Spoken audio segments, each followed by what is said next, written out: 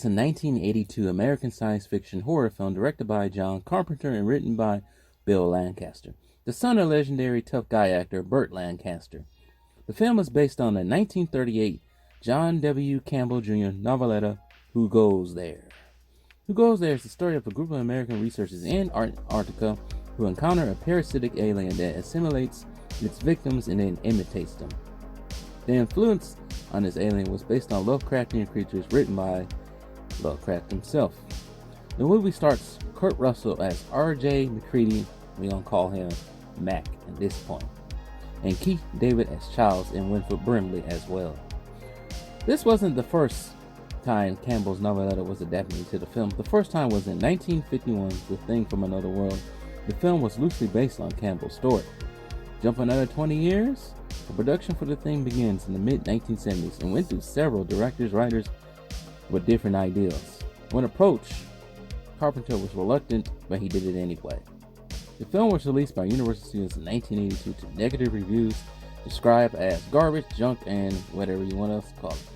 Plus, many moviegoers decided to see another 1982 alien visitation film that was a little bit more friendlier and gross than E.T. the Extraterrestrial, a childhood favorite of mine. Yes, it's a childhood favorite of mine.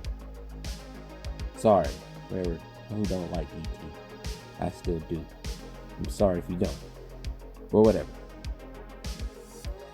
Plus, it was buried by Star Trek, Wrath of Khan, another big-time science fiction film, Blade Runner, Conan the Barbarian, Tron, Poltergeist as well. So the Thing really had no chance of being out there.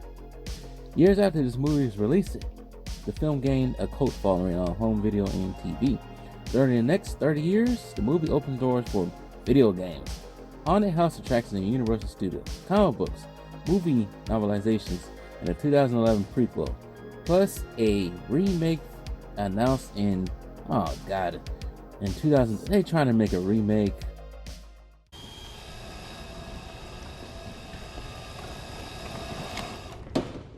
How about new? Well, many people at first hated this film for its dark, cold, nihilistic tone, but many loved it and talked about it as one of the best horror films of all time. But for me, I do not like it, and I don't think it's the greatest thing ever made. For record, I do love Carpenter's films. My favorites are Escape from LA, Halloween, They Live, The Fall, Big Trouble in Little China. But there's one thing about this film I don't like, and it serves as a silly. This serves as a silly confession for me. I hate body horror. Actually, I hate body horror in this film. That is the thing, which makes this movie actually great. That alien assimilating everyone, it kind of gave me the heebie-jeebies. Still does to this day. No matter how many times I watch this movie, I can't go over the body horror in it. But I like the story well enough. The mystery of who's the alien, the researchers not trusting each other, the mystery, which actually, in the end, makes this probably one of the best movies ever. Horror films, I do agree with that. And it makes people think. And it doesn't end with a light tone, and it ends with, like I said, people thinking at the end. And just the cold and darkness around the research station adds the cherry on top. But for the 2011 prequel, the one that really made my screen crawl, made me itch uncontrollably, felt like it was trying to one-up the 1982 film. I felt like it was also copy and paste too. So, yeah, enough about the 2011 film. Not a big fan of it.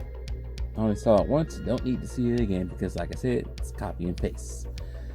So, in the end, what I'm trying to say is, I basically have a love-hate thing for this movie. I even own it on Blu-ray. But this movie should be treated better than what it was when it was released. But looking back at the atmosphere of the early 1980s, I guess the abundance of other science fiction movies, it had a little chance of growth. But I will give this film a 9 out of 10 for its dark, cold atmosphere, not really knowing who to trust. I guess the alien being is a real threat because this alien can be anywhere. It can be anyone. And that's probably what makes this movie,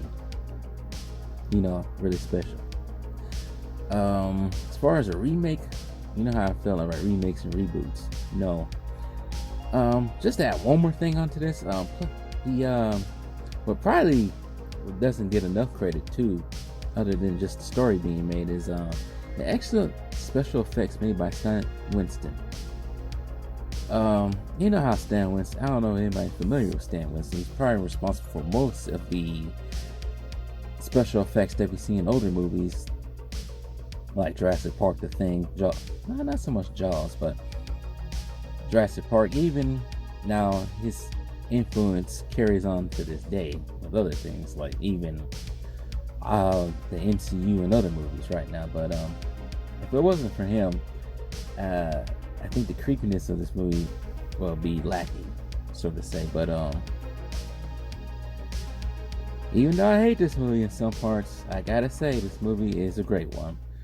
So with that being said, about to leave out, but thank you for watching this video. And for anybody new out there, please subscribe, share, comment, do wherever it takes. It's free.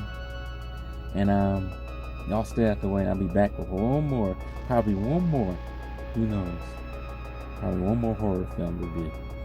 But with that being said, peace.